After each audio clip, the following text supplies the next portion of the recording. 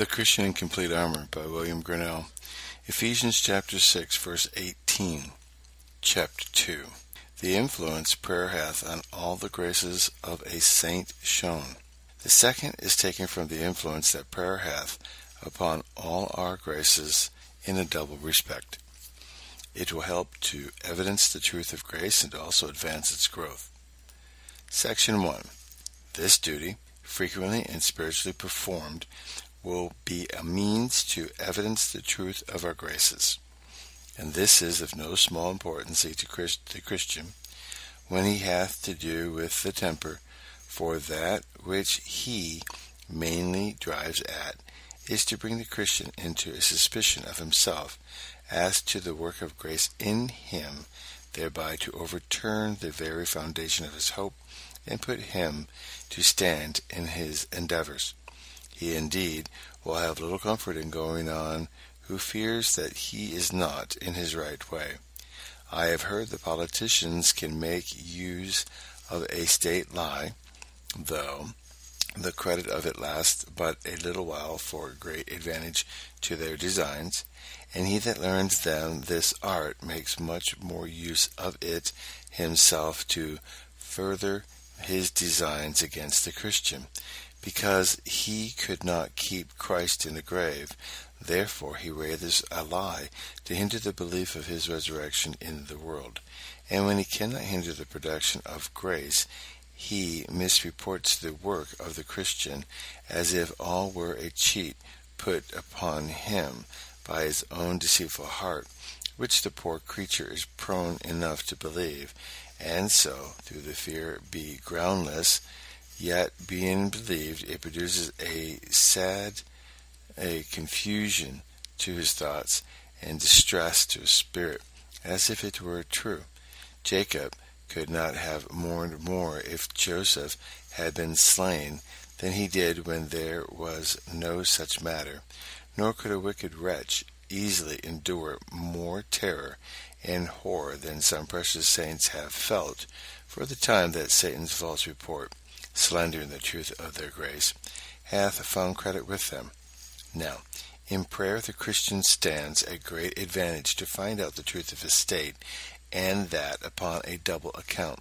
First, God commonly takes this season, when his people are pouring out their souls to him, to open his heart to them, and to give his testimony both to their persons and graces. God hath his sealing hours, in which his Spirit comes and bears witness to his children's state and grace, and this of prayer is a principal one. Where was it that God so marvelously dignified and knighted Jacob with that new title of honor, "Thou shalt be called Israel," but in the field of prayer? What was the happy hour in which the angel knocked at Daniel's door to let him know how God loved him? Was it not when he was knocking at heaven's door by his prayer? At the beginning of thy supplications the commandment came forth, and I am come to show thee, for thou art greatly beloved. When got the woman of Canaan the sight of her faith, not only that it was true, but strong? O woman, great is thy faith. But when her heart was carried forth so vehemently in prayer, yea, Christ himself heard that miraculous voice from heaven, "This is my beloved Son," when he was lifting up his voice in prayer to heaven. Luke 3:21.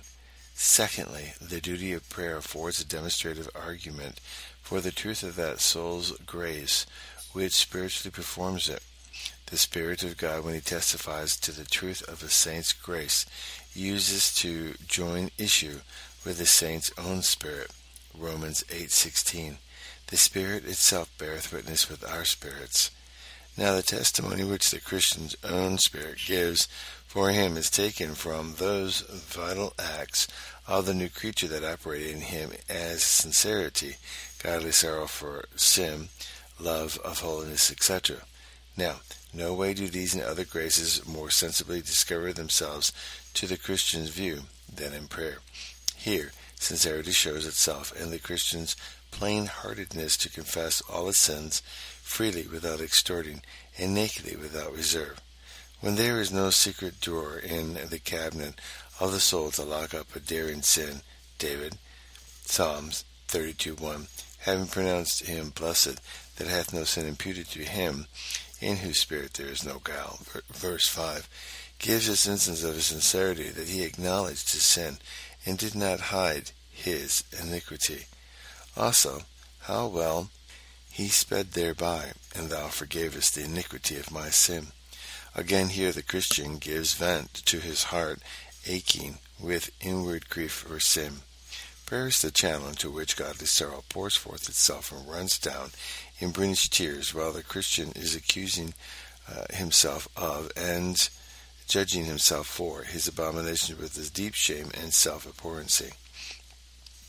In a word, here the soul's love in holiness flames forth in his fervent, vehement desires and requests for great grace that can bear no denial, but even breaks for the longing it hath to it.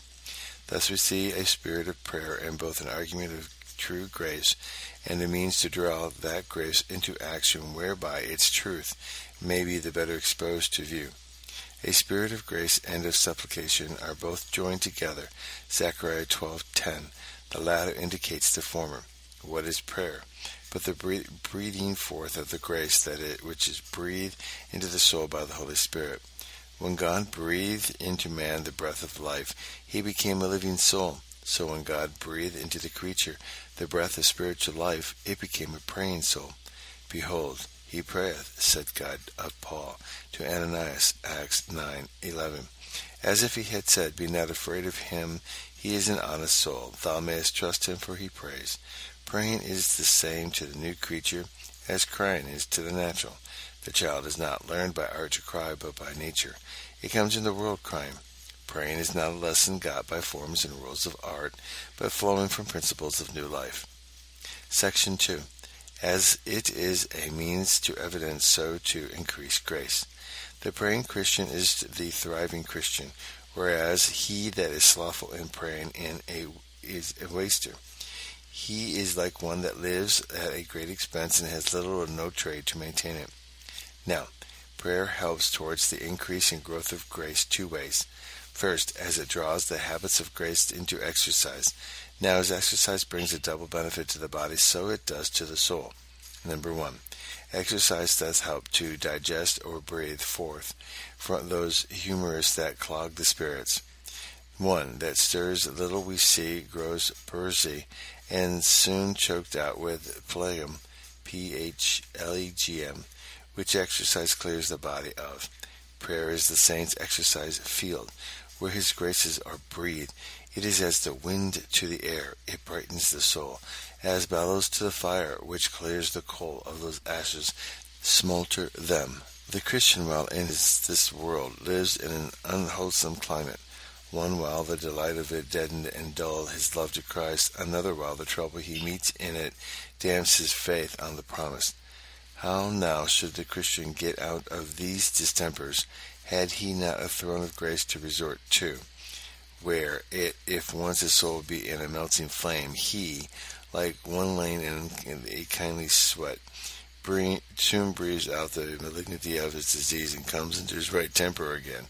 How often do we find the holy prophet, when he first kneels down to pray, full of fears and doubts, who, before he in his duty part, grows into a sweet familiarity with God, and repose in his own spirit. Psalms 13:1. And he begins his prayer, as if he thought God would never give him a kind look more. How long wilt thou forgive me, O Lord, forever? But by this time he has exercised himself. A little in duty his distemper wears off, the mists scatter, and his faith breaks out, as the sun in its strength, verse 5 and 6. I have trusted in thy mercy. My heart shall rejoice in thy salvation. I will sing unto the Lord. Now his faith lays the cloth, expecting a feast ere long to be sent on. He that now questions whether he should ever hear good news from heaven is so strong in faith as to make himself mercy with the hopes of that mercy, which he is assured will come at last. Abraham began with 50, but his faith got ground on God every step till he brought down the price of their lives to 10. 2. Exercise with this appetite of that food which must be taken before strength can be got, and the hone that sets an edge to the husbandman's sickle helps him to mow the grass. Now comes all sharp set to the word, which is the saint's food to strengthen his grace, as the Christian that takes prayer in his way to the ordinance. The stronger natural heat is, the better stomach the man hath to his meat. Love in the soul is what natural heat is in the body. The more the soul loves the word, the more craving it is after it. Now as exercise stirs up the natural heat of the body, so prayer excites the spiritual heat of love in the Spirit's bosom to the word. Cornelius we find hard at prayer in his house, when behold, a vision that binds him sends to Peter, who should preach the gospel to him, a happy reward for his devotion. Now see what a sharp appetite this praying soul hath to the word. He upon this sends away the messengers for Peter, and before he comes, gathers an assembly together. There he sits with a longing heart, waiting for the preacher. As soon as he sees his face, he falls down at his feet, receiving him with a reverence and respect, as if he had been an angel from heaven. Presently he sets Peter to work, though some may think it was not good temperament in putting himself to labor after so long a journey before he had refreshed himself. But the good man was so hungry to hear the message he brought that he could not well pacify his soul to stay any longer, and like a man truly hunger-bit, he is ready to catch at any truth which shall he set before him. Acts 10:33. Now therefore are we all here present before God, to hear all things that are commanded thee of God. And when the sermon is done, so savory and sweet was the meat, that he is loath to think of parting with Peter before he gets more from him, and therefore beseech him to stay some days with him. One sermon but made his teeth water for another. Oh, how unlike are they who come reckoning out of the world to a sermon to Cornelius that rises from prayer to wait for the preacher.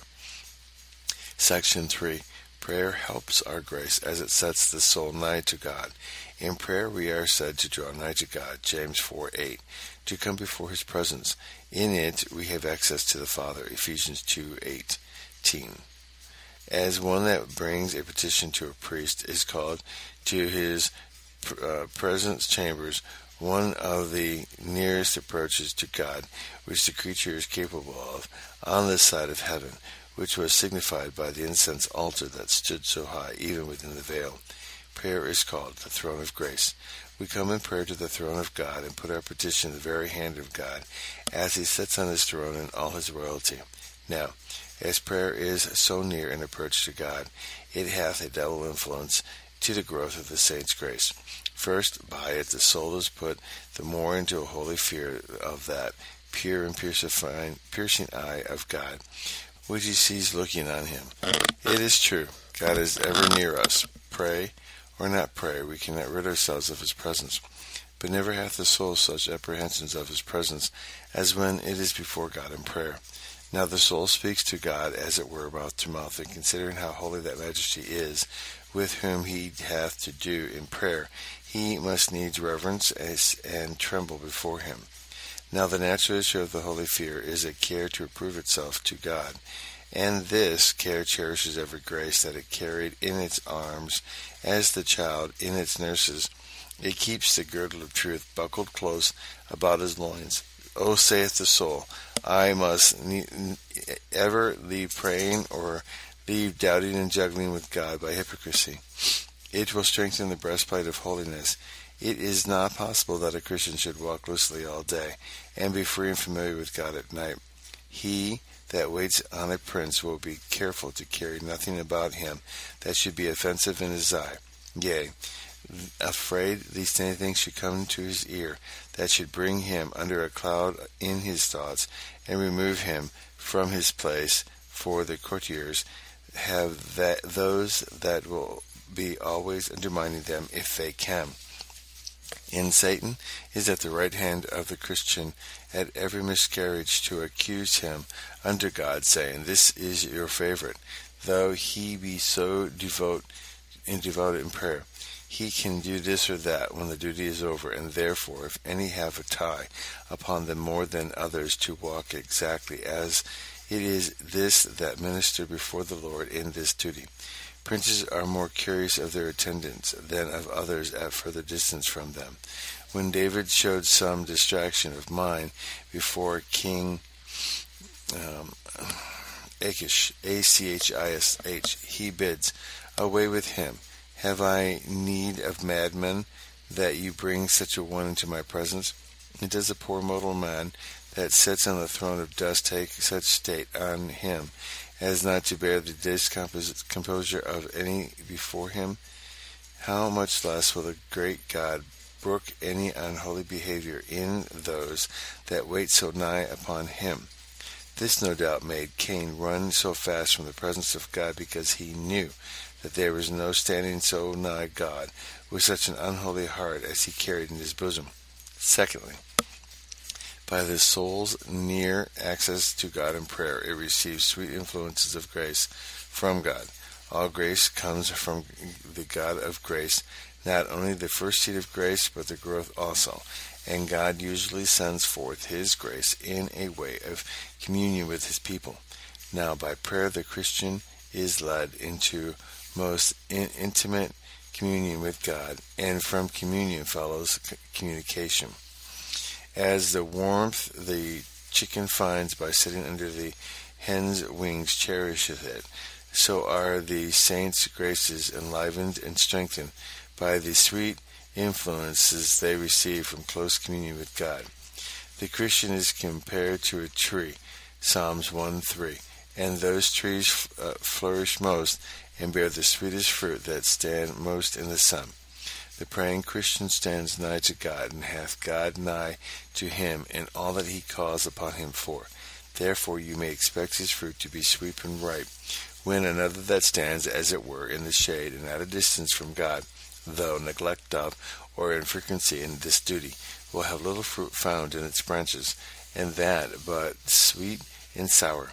Those that be planted in the house of God shall flourish in the courts of our God. They shall bring forth fruit in old age. They shall be fat and flourishing. Psalms 92, verse 13 and 14. End of chapter 2.